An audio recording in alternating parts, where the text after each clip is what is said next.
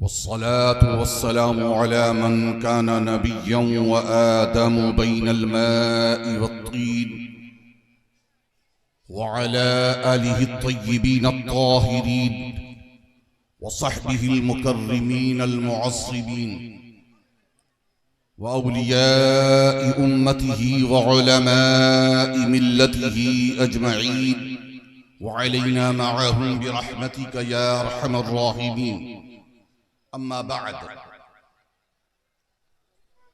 फ़क़द क़ाल अल्लाहु फ़िल क़ुरानिल अज़ीम वल फ़ुरक़ानिल हमीद। फ़अऊज़ु बिल्लाहि मिनश शैतानिर रजीम। बिस्मिल्लाहिर रहमानिर रहीम। इन्नल्लज़ीना क़ालू रब्बुनल्लाहु थुम्मा इस्तक़ामू ततनज़्ज़लु अलैहिमुल मलाइकतु अल्ला तख़ाफ़ू वला तहज़नू व अबशिरू बिल जन्नति अल्लती कुन्तुम तुअदून। सदक़ल्लाहुल अज़ीम व सदक़ रसूलुहुन नबियुल अमीनुल मकीनुल करीम। अज़ीज़ान मोहतरम, आप हजरात काफी देर से यहाँ विराजमान हैं।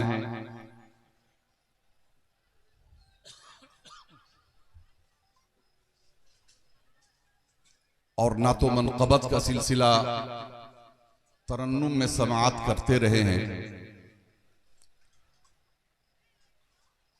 अपने मुकर्ररा वक्त से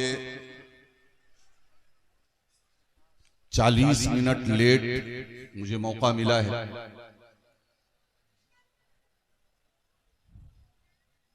एक लंबी फहरिस्त और उलमा और शोरा की है। न जाने क्यों मुझे मुंतज़िमीन इजलास ने मुझे क्यों मदऊ किया, मुझे पता नहीं।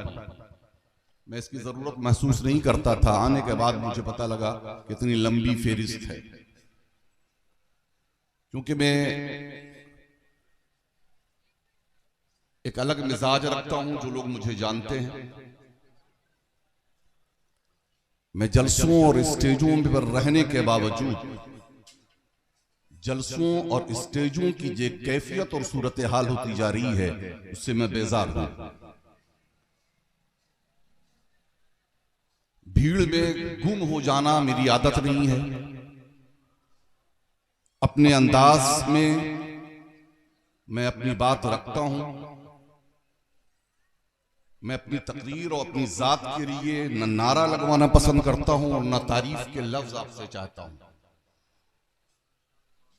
मैं इस बात का कायल हूं कि नारे तकबीर और रिसालत किसी शख्सियत की तारीफ के लिए नहीं है, अल्लाह और उसके रसूल की जात के लिए है।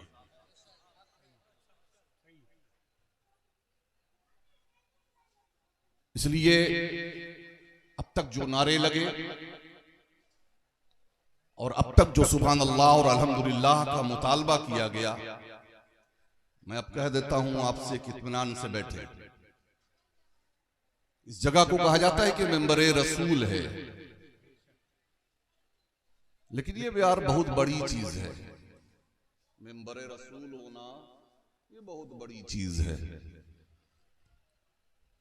अगर वाकई ये मेंबरे रसूल अगर हम दिल से भी मानते तो आज मेंबरे रसूल की हुर्मत पामाल नहीं की जाती।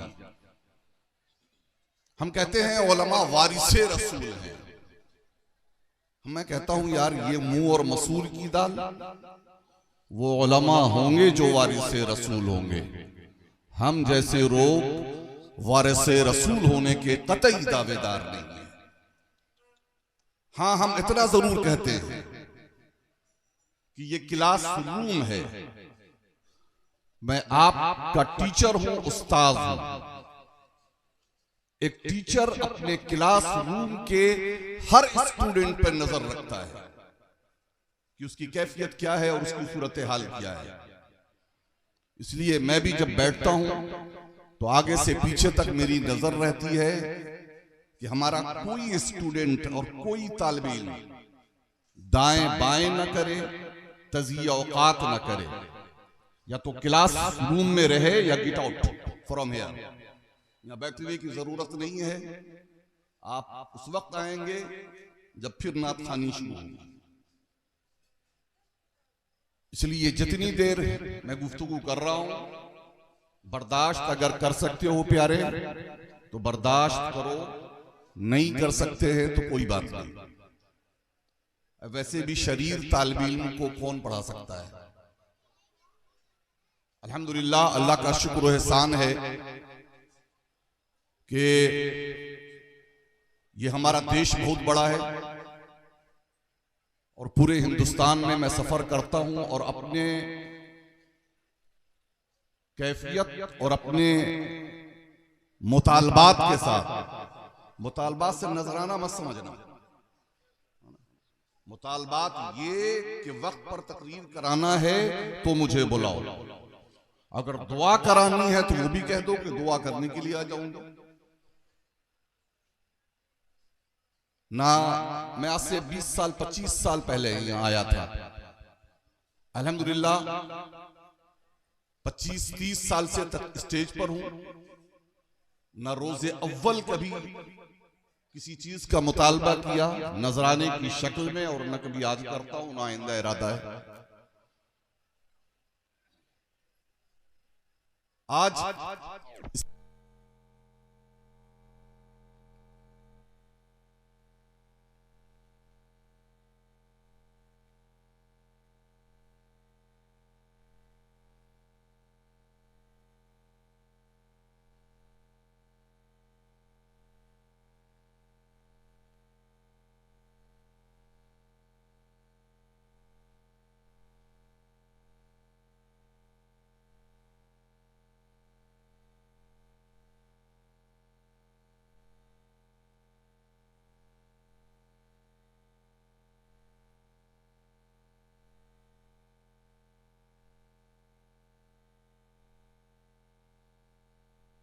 चाहिए।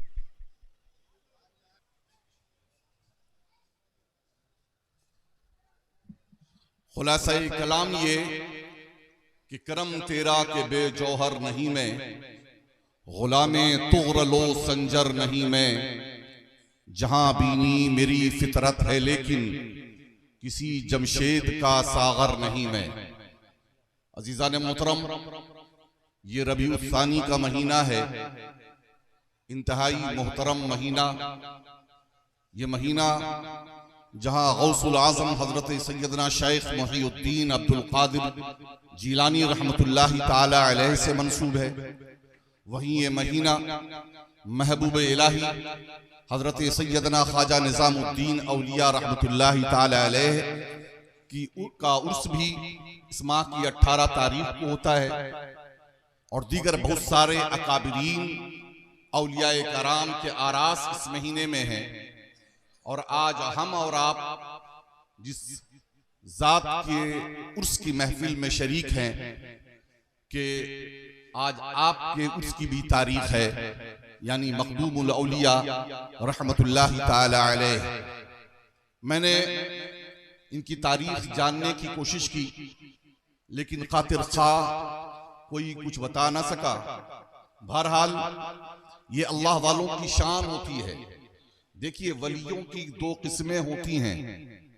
एक किस्म तो वो होती है जिसे मुरीद वली बनाते हैं, और एक वली वो होते हैं जिसे अल्लाह वली बनाता है। मुरीद जिससे वली बनाता है ना, मुरीद खत्म होते हैं, उनकी विलायत भी टाइम टाइम फिश हो जाती है, और जिसे अल्लाह वली बना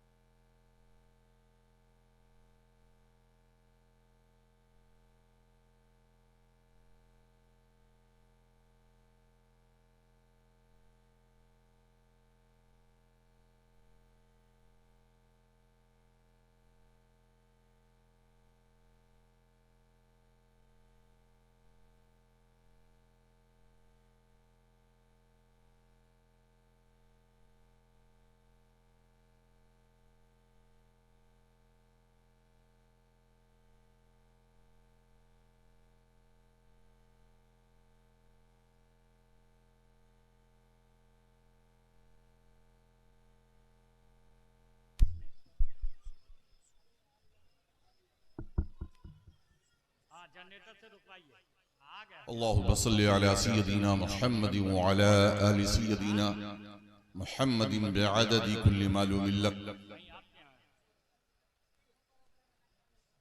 लगता है कि मेरी तकरीर के दरमियान अमेरिका की साजिश चल रही है क्या?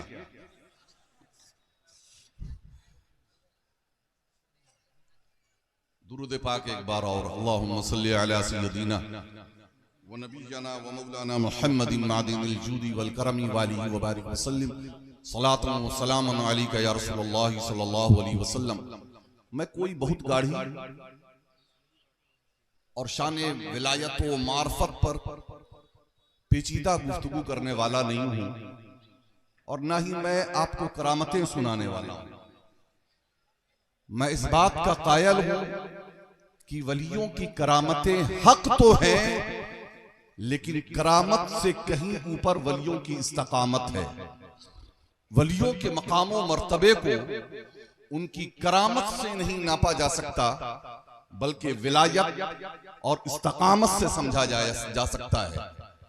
इस मजलिस में मर्दों के साथ बेपर्दा, बापर्दा, बिन बुलाई खवातीन की भी एक बड़ी तादाद मौजूद है।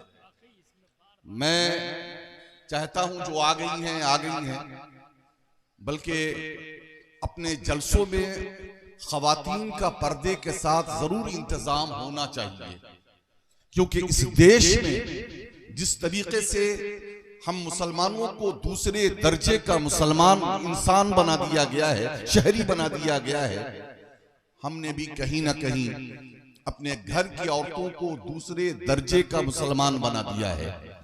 जिस तरीके से हमें महरूम किया जा रहा है हमारे हुकूक के हवाले से, हमने भी अपने घर की औरतों को दीन पहुंचाने में उन्हें महरूम किया है, क्योंकि अल्लाह का फरमान है अर्रिजालु कव्वामून अलन निसा, मर्द औरतों पर हाकिम बनाया गया है।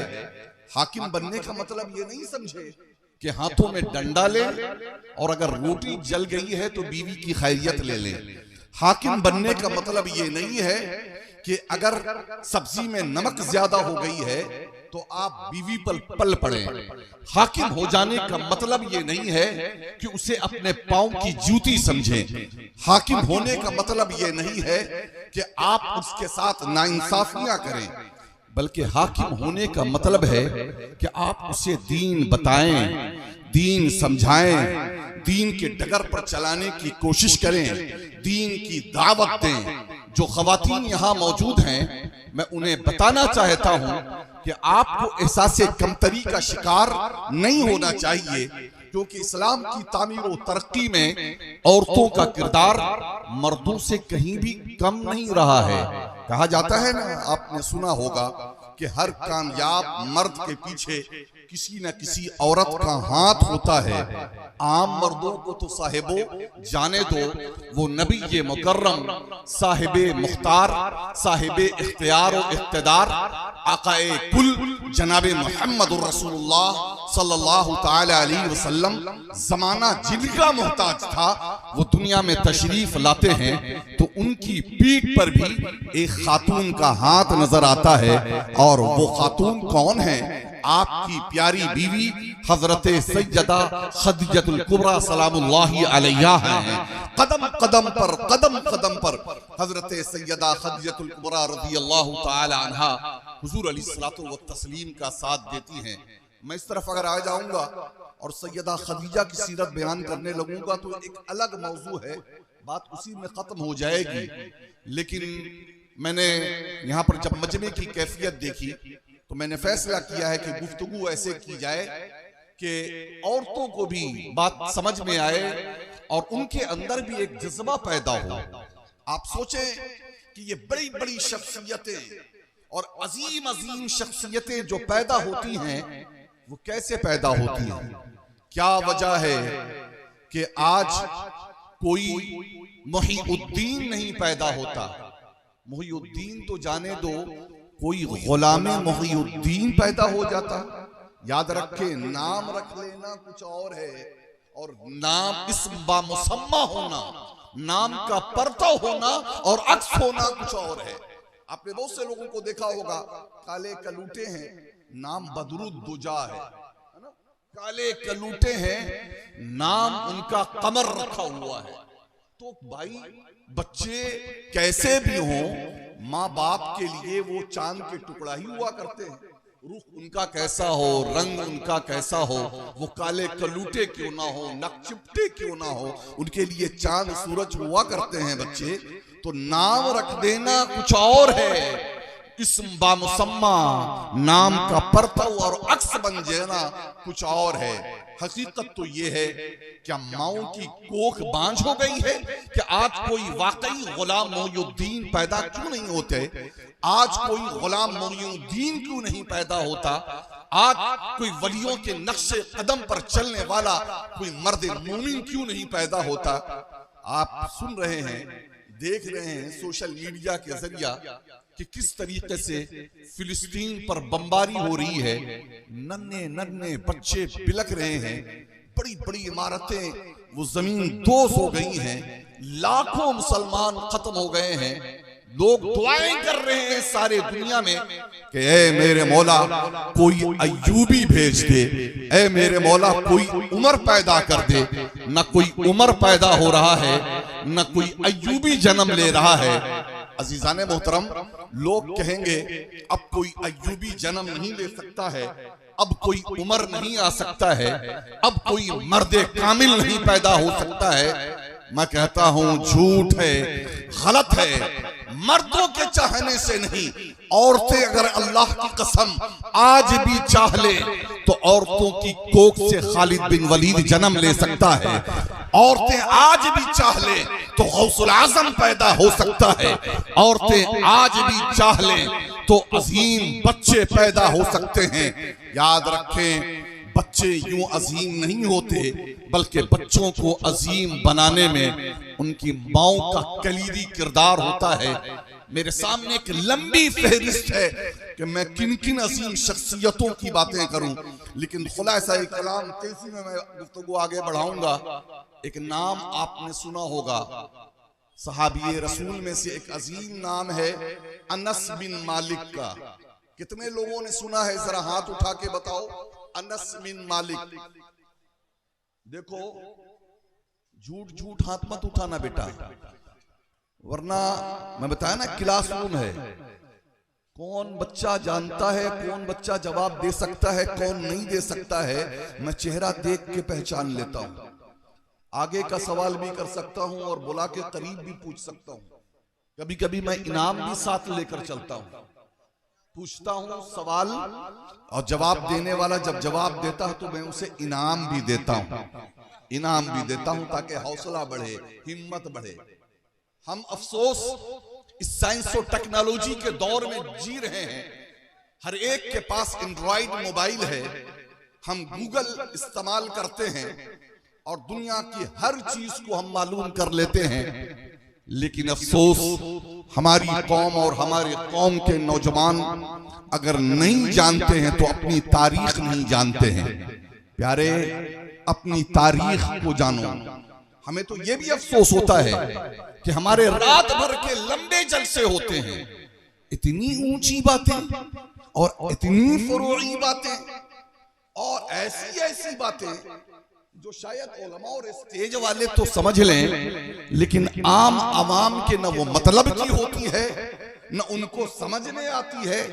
जलसा तो आप आवाम के लिए करा रहे हैं यार, आप तकरीर क्या रूहुल अमीन के लिए करते हैं, जिब्रील अमीन के लिए करते हैं? जब अवाम के लिए जलसा सजा रहे हैं तो तकरीर भी अवाम के लिए होनी चाहिए मेरे प्यारे। इसलिए उमूमन मैं तकरीर शुरू भी करता हूं तो कलमा-ए-तय्यिबा ला इलाहा इल्लल्लाह मुहम्मदुर रसूलुल्लाह से करता हूं, क्योंकि मैं जानता हूं कि इस कौम के कितने लोगों को कलमा याद है, और अगर कलमा याद है तो कलमे का तर्जुमा कितने लोग जानते हैं हम ये भी खूब जानते हैं। क्योंकि अल्हम्दुलिल्लाह सिर्फ हम स्टेजों पर तकरीर करने वालों में नहीं है, मजमा हजारों का हो तो भी तकरीर होती है।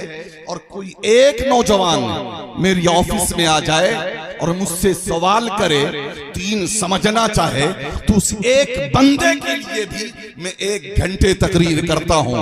इसलिए अवाम की किल्लत व कसरत मेरे लिए कोई माना नहीं रखती है। मैं जानता हूं कि अवाम की कैफियत और सूरत हाल क्या है। इसलिए आओ मैं पहले कलमा ही से शुरू करता हूं। पहला कलमा क्या है? अव्वल कलमा तय्यब। सारे बोले अव्वल कलमा तय्यब, अव्वल कलमा तय्यब। अरे बोलो, खुले सर वाले पहले बोलो, पैंट शर्ट वाले पहले बोलो, जो टोपी पहने हुए हैं, जो कुर्ता पैजामा वाले हैं, मैं जानता हूं कि वो बेचारे वही हैं कि जिनकी वजह कर हकीकतन दीन जिंदा है। ये जो उलमा बैठे हैं ना, ये जो आइम्मा बैठे हैं, जिनको आप टेढ़ी नजर से देखें, ये क्या है? ये बेचारे 5,000, 7,000, 8,000, 10,000 कमाने वाले अपने बच्चे को हम हाफिज बनाएंगे, मौलवी बनाएंगे तो क्या फायदा है, क्या कमाएंगे? पहली बात तो गिरह में ये बांध लो कि पैसे का ताल्लुक इल्म से नहीं है और इल्म का ताल्लुक पैसे से नहीं है। क्या तुमने ऐसे लोगों को नहीं देखा जो अंगूठा छाप है लेकिन इतना बड़ा सेठ है कि पैसा समेट कर रख नहीं पाता है? अंगूठा छाप सेठों को देखा कि नहीं देखा है? और तुमने ऐसे डिग्री होल्डर्स को भी देखा होगा कि जो नौकरी न मिलने के बुनियाद पर खुदकुशी करके मौत के आगोश में चला जाता है। प्यारे, ये जो उलमा बैठे हैं ना, अइम्मा बैठे हैं, मैं आपको बता दूं कि दुनियादारों ने तो खुदकुशियां की हैं और बगैर खाए हुए मर गए हैं, लेकिन ये उलमा और अइम्मा खाकर तो मरे हैं, बगैर खाए हुए नहीं मरे हैं। खाकर तो मरे हैं, बगैर खाए हुए नहीं मरे हैं। आपने सुना होगा एक नाम इमाम मुस्लिम का। किताब हदीस की किताबों का जब नाम आता है तो 2 किताबों का नाम सबसे ज्यादा लिया जाता है। कितने लोग बताएंगे 2 हदीस की 2 किताबों का नाम? हाथ उठा के बताओ। हदीस की 2 बड़ी किताबों का नाम अवाम में से कितने लोग बता सकते हैं? चलो हम बता देते हैं, सुनो, याद करो, दोहराओ। हदीस की सबसे बड़ी किताब कुरान पाक के बाद सबसे मुकद्दस किताब, सबसे बड़ी किताब कौन सी है? बुखारी शरीफ। कौन सी है? बोलो, बुखारी शरीफ। उसके बाद कौन सी है? मुस्लिम शरीफ का नाम आता है। इस मुस्लिम शरीफ के लिखने वाले कौन हैं? हजरत इमाम मुस्लिम हैं। इमाम मुस्लिम एक हदीस पाक के बारे में गौर कर रहे थे और खजूर का प्याला उनके पास रखा हुआ था। खजूर खाते जा रहे थे और हदीस पर गौर करने में लगे हुए थे। खजूर खाते जा रहे हैं, खाते जा रहे हैं, हदीस पर गौर करते जा रहे हैं। और हाल ये हुआ कि ध्यान न होने की बुनियाद पर इतना खजूर खाया कि बिलाखिर उस खजूर की बुनियाद पर, ज्यादा खा लेने की बुनियाद पर आपकी मौत वाक़ई हो गई। क्या मालूम हुआ कि जो उलमा होते हैं ज्यादा खाने की बुनियाद पर तो मर सकते हैं, भूखे नहीं मर सकते हैं। भूखे मरेंगे तो हो सकता है वो मरे कि जिनके पास कुरान का इल्म नहीं है, हदीस का इल्म नहीं है। इसलिए उलमा के खाने देख कर न ललचाया करो कि उलमा की तो बड़े ठाठ हैं साहब। जब देखो बिरयानी, जब देखो कोरमा, जब देखो मुर्गा और जब देखो खाने की ये नेमतें अल्लाह की तरफ से हैं। हर एक को अल्लाह ने नेमतें तकसीम की हैं, तो इन उलमा को भी अल्लाह तबारक व तआला की तरफ से अता करता है। तो प्यारे, इनको कदर की निगाह से देखो। मैं कलमा तय्यबा की बात कर रहा था। प्यारे, शर्माओ नहीं। शर्माना, दीन सीखना में शर्माना ये शर्म की बात है, सीखने में शर्म की बात नहीं है। इसलिए सारे अव्वल कलमा तय्यब सबसे पहले पढ़ेंगे। अव्वल कलमा तय्यब, ला इलाहा इल्लल्लाह, ला इलाहा इल्लल्लाह मुहम्मदुर रसूलुल्लाह। मैंने कहा ना, मैं पीछे वालों को भी देख रहा हूं और याद रखें, आपकी उम्र चाहे 30 साल हो, चाहे 40 साल हो, चाहे 50 साल हो, चाहे 60 साल हो, चाहे 70 साल हो, आपकी उम्र कुछ भी हो, इस वक्त मैं जिस जगह पर बैठा हूं, आप मेरे सामने तालिबे इल्म की हैसियत से बैठे हैं। हजरत अब्दुल्ला इब्ने मसऊद की उम्र 18 साल थी, लेकिन जब उनकी दरसगाह लगती थी तो 60 और 70 साल के बूढ़े सहाबा उनकी महफिल में बैठकर दीन सीखा करते थे। इसलिए दीन सीखने की कोई उम्र नहीं होती है। हमने मस्जिदों में देखा है कि हमारे इमाम जब दर्स के लिए बैठते हैं ना, तो हाल ये होता है कि नौजवान तो सीखने के लिए बैठ जाता है, लेकिन ये 60 साल वाले नहीं बैठते हैं, 70 साल वाले नहीं बैठते हैं कि जरा जाते जाते दीन सीख लें, जाते जाते दीन सीख लें। प्यारे याद रखो, याद रखो, जो उम्र आपकी सीखने में जाएगी और सीखते सीखते मौत आएगी, तो आपकी एक मौत तालिबे इल्म की मौत होगी। और तालिबे इल्म दीन सीखते सीखते जो दुनिया से जाता है, इंशाअल्लाह वो अल्लाह के करम से डायरेक्ट जन्नत में जाएगा। इसलिए अपने आप को तालिबे इल्म बना करके रखो।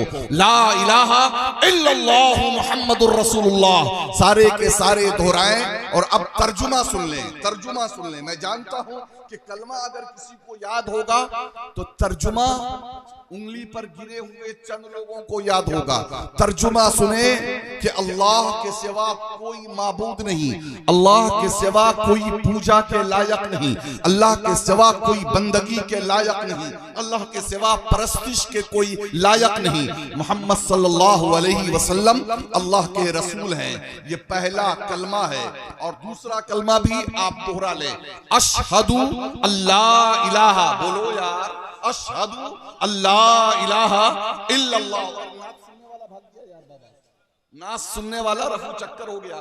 अशहदु अल्लाह इलाहा इल्लल्लाह व अशहदु अन्ना सय्यदना मुहम्मदन अब्दुहु व रसूलुहु। प्यारे, जिंदगी का किसी के ठिकाना नहीं, कब किसकी कहां पर ये मौत आ जाए, लेकिन ये कलमा हगन हमने याद कर लिया और अपने दिल में बैठा लिया और दोहराते रहे, तो अगर आज की रात हमें मौत आ गई तो इंशाअल्लाह तबारक व तआला अल्लाह के करम से कलमा पढ़ते हुए हम जन्नत में दाखिल हो जाएंगे और मौत हमारा इस्तकबाल करेगी।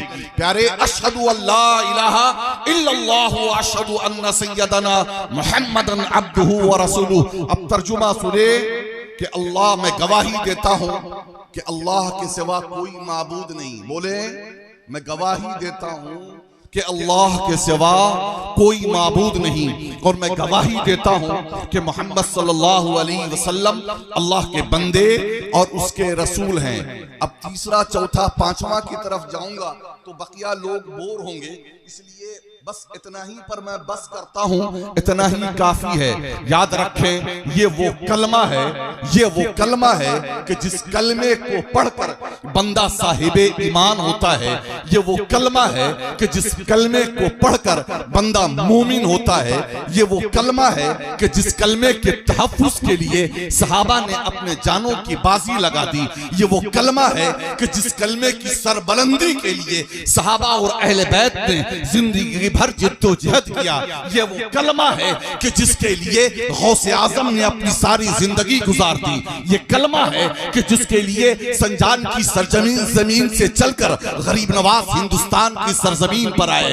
ये वो कलमा है कि जिसकी सरबलंदी के लिए कुतुबुद्दीन बख्तियार काकी हो, महबूब इलाही हो, ख्वाजा नसीर हो, मखदूम अलाहुल हक पंडवी हो, मखदूम अशरफ जहांगीर समनानी हो, मखदूम जहां शेख शरफुद्दीन अहमद यहया मनेरी हो। ये बुजुर्गान दीन, वो उलमा ने जो कोशिशें की हैं, इसी कोशिश यही की है किसी तरीके से ये कलमे का मामला सरबलंदी का रहे, कलमा सरबलंद रहे और कलमे की मोहब्बत मुसलमानों के दिलों में उतार दी जाए और इस कलमे की तरफ गैरों को दावत दी जाए, गैरों को बुलाया जाए। मेरे प्यारे, मैं खातून की बात कर रहा था। इस कलमे की सरबलंदी के लिए जहां मर्दों ने कुर्बानियां दी हैं, इसी कलमे की सरबलंदी के लिए खवातीन ने भी कुर्बानियां दी हैं।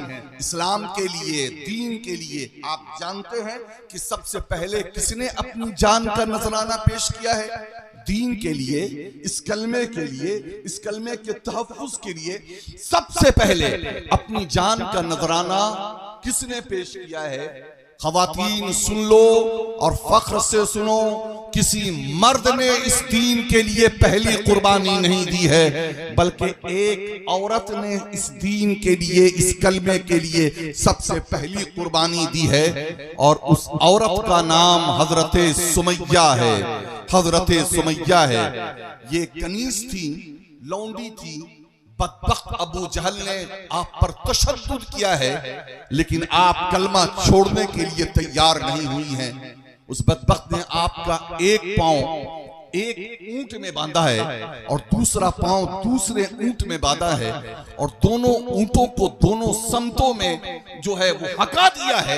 हजरत सुमैया चिर गई हैं, लेकिन उनके चिरे हुए जिस्म नाज़नीन से भी अल्लाहु अहद, अल्लाहु अहद, अल्लाहु अहद का नारा बुलंद हो रहा था। प्यारे, याद रखो, ये कलमा वो अजीम कलमा है। मैं बल्कि कहता हूं कि ये दौर कौन सा दौर है? ये इर्तिदाद का दौर है, और हमें मुस्लिम औरतों और मुस्लिम बच्चियों को बचाना ये वक्त का बहुत बड़ा चैलेंज है। आपने सुना होगा 10 लाख से ज्यादा मुस्लिम बच्चियां मुर्तद हो गई हैं, जिन्होंने अपना दीन छोड़ दिया है। और ये तो 10 लाख वो हैं कि जिनका मामला सर्टिफिकेट का है, कोर्ट मैरिज जिन्होंने किया है, लेकिन जिनका पास कोई सर्टिफिकेट नहीं है, जिन्होंने मंदिरों में जाकर धर्म परिवर्तन किया है, उनकी तादाद भी अगर जोड़ी जाए तो शायद वो 20-25 लाख तक पहुंच जाए। इतनी बड़ी तादाद। सवाल ये पैदा उठता है कि ये मुस्लिम बच्चियां और खवातीन अपने दीन को क्यों छोड़ रही हैं? इसका जिम्मेदार कौन है? बात वहीं आती है, अर्रिजालु कव्वामून अलन निसा। मर्द इसका जिम्मेदार है। अगर मर्द चाहता तो अपनी बीवी की जिंदगी में तब्दीली पैदा कर देता।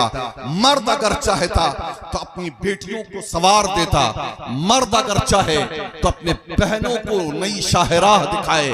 मर्द अगर चाहे तो कायनात में इनकलाब बर्पा कर सकता है। मर्दों को हाकिम बनाया गया है।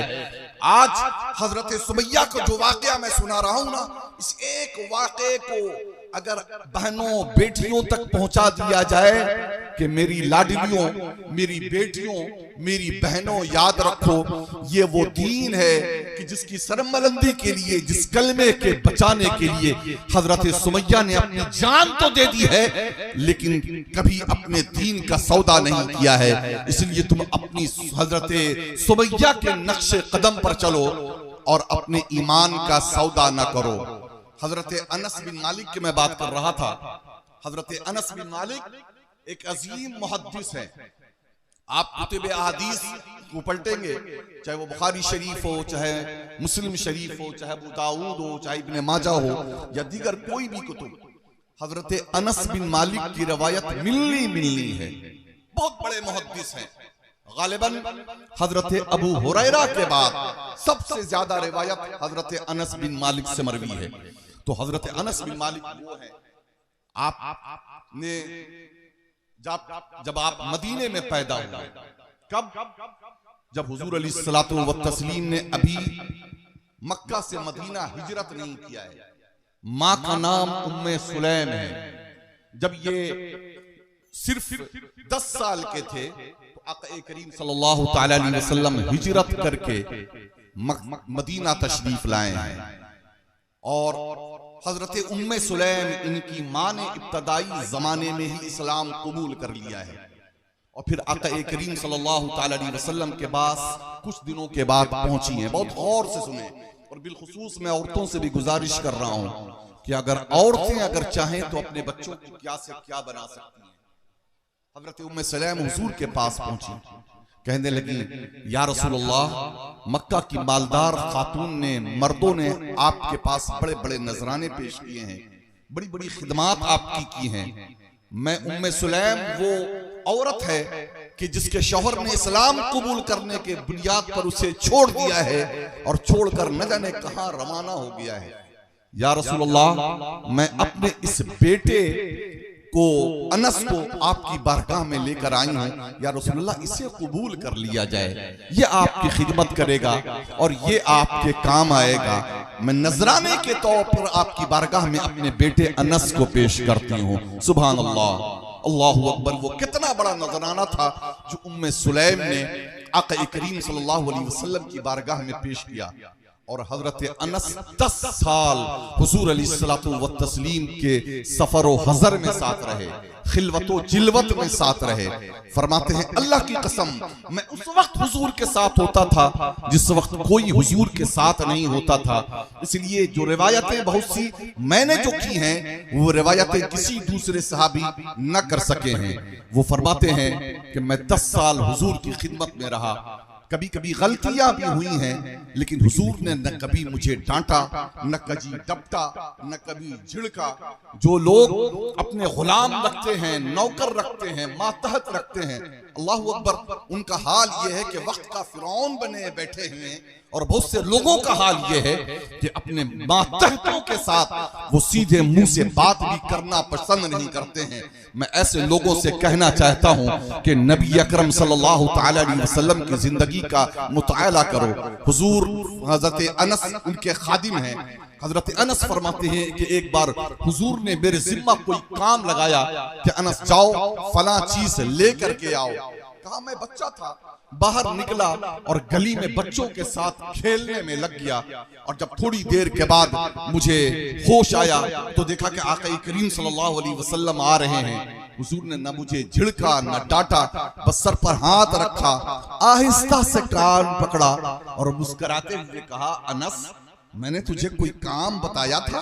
हजरत अनस फरमाते हैं अल्लाह की कसम मैंने कहा या रसूलल्लाह मैं भूल गया था, माफ कर दिया जाए। हुजूर मुस्कुरा पड़े, सर पे एक बार फिर हाथ फेरा और फरमाते हैं मैं दौड़ता हुआ गया और वो सामान लेकर आया जो हुजूर अलैहिस्सलाम ने कहा था। ये 10 साल तक हुजूर की सोबत में रहते हैं और तकरीबन 2000 से ज्यादा मरवियात हजरत अनस बिन मालिक से मरवी हैं। तो वक्त का अजीम मुहद्दिस बनाने में रोल किसका है? माँ का रोल है। हजरत अनस बिन मालिक को अनस बिन मालिक जैसा अजीम मुहद्दिस बनाने में उनकी माँ उम्मे सुलैम का कलीदी रोल है। मेरे बहनों, मेरी बेटियों, अगर तुम भी आज चाहो तो अजीम फर्जत तुम्हारे घरों में जन्म ले सकते हैं। आज हमारा हाल यह है कि हर कोई दुआ करता है कोई अय्यूबी जन्म ले ले, कोई उमर पैदा हो जाए, लेकिन अपने घर में पैदा होता हुआ नहीं देखना चाहता। हर कोई चाहता है पड़ोसी के यहाँ जन्म ले, हर कोई चाहता है पड़ोसी के यहाँ हमारे यहाँ जन्म न ले। हजरत गौसे आजम शेख अब्दुल कादिर जिलानी रहमतुल्लाहि ताला अलैह के बारे में आप खूब जानते हैं ना कि गौसे आजम जब पैदा हुए तो रमजानुल मुबारक के महीने में तो रोजे से थे।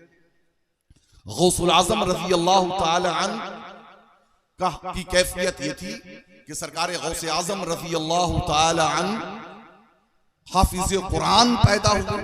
बाज रवायतों में है कि 18 पारा के हाफिज थे और बाज रवायतों में यह है कि मुकम्मल हाफिज कुरान थे। आज अफसोस अलमिया यह है कि वलियों के मुखालिफीन की एक जमात वलियों की करामतों पर तनकीद कर रही है और तरह तरह की बातें कर रही है कि ये वलियों की करामतें जो है किस्से और कहानियां हैं।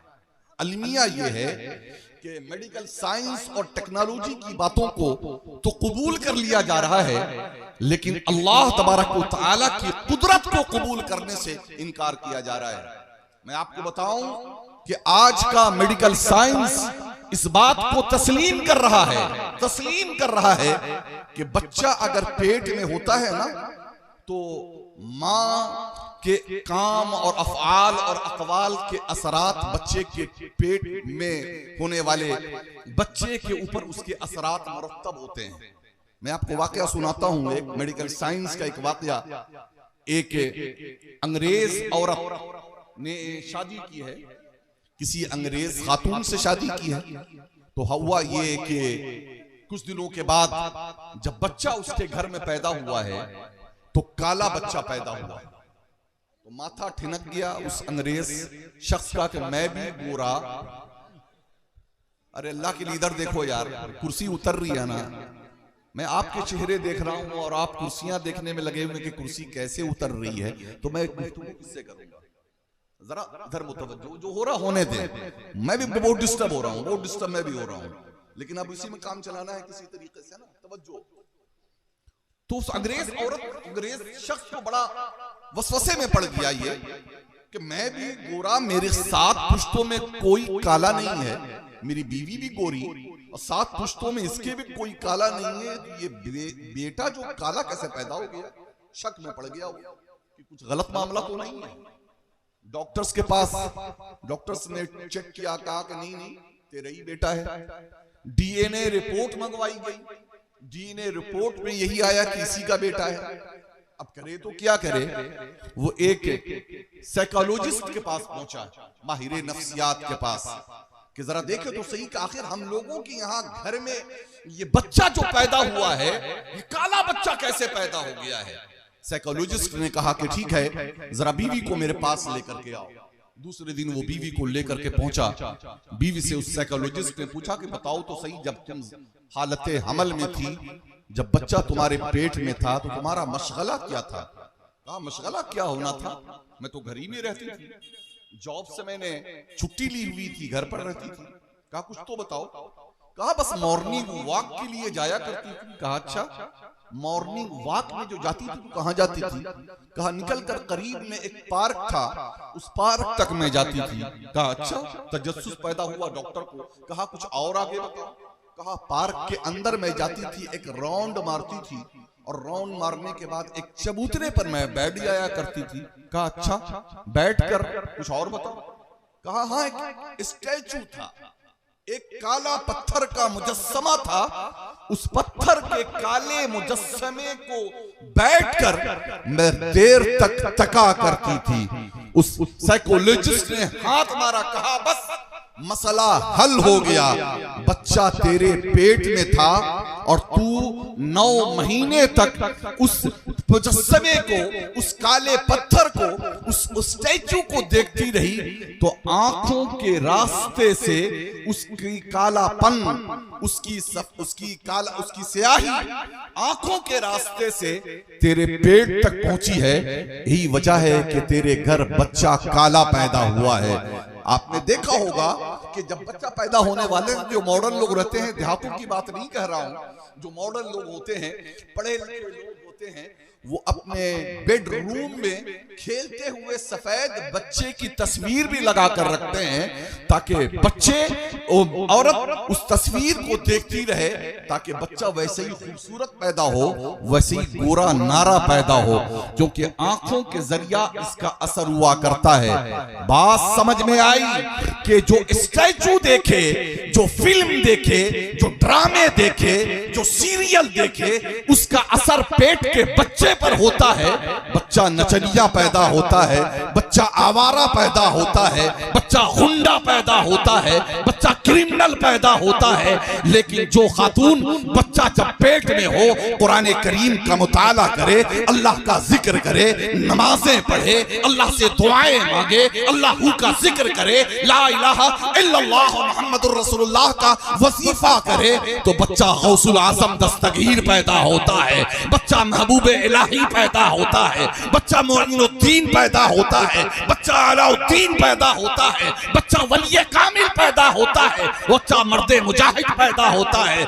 आज भी खातून अगर चाह ले, मैं चैलेंज के साथ कहता हूं कि तुम्हारी बेटी, तुम्हारे बहन, तुम्हारे पेट में बच्चा हो, तुम अपनी जिंदगी को तब्दील कर दो, अपने एंड्रॉइड मोबाइल को किनारे लगाओ, अपने बेडरूम से तुम टीवी को निकाल फेंको, मसल्ला बिछाओ और 9 महीने अल्लाह और उसके रसूल के जिक्र में अपनी जिंदगी गुजारो।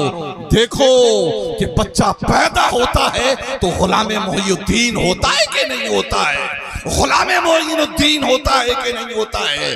प्यारे, मैं खवातीन से ही गुफ्तगू कर रहा हूं, मर्द यूं ना समझे कि हमें कुछ करने की जरूरत नहीं है, सब औरतें ही करेंगी, अब हमें करने की क्या जरूरत है। तुम मर्दों को औरतों पर हाकिम बनाया गया है, तुम्हारी जिम्मेदारी बनती है कि औरतें हमारी बात समझी नहीं समझी, न जाने कितना समझी, लेकिन तुम तो समझे हो।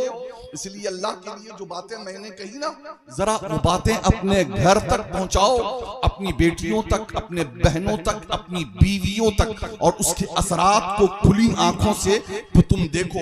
याद रखें, बच्चों को अजीम बनाने में उनके बाप का भी किरदार होता है।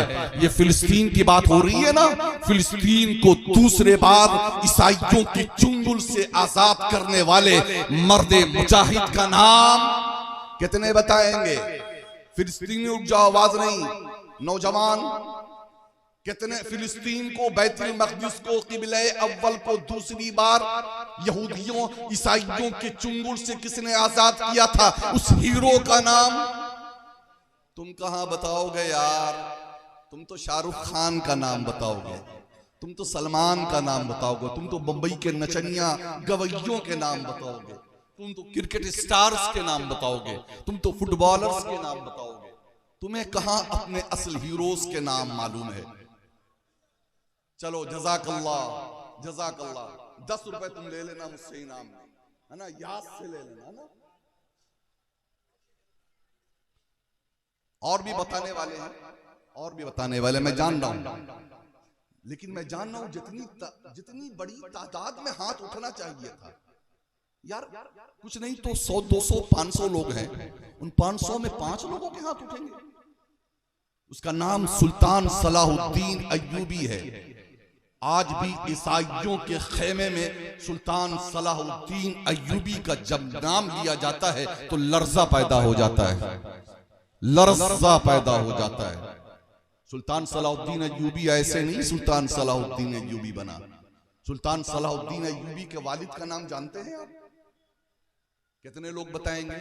मैं जानता हूं एक भी नहीं बताएगा, सामने बता देता हूं। उनका नाम नजमुद्दीन है। क्या नाम है? बोलो।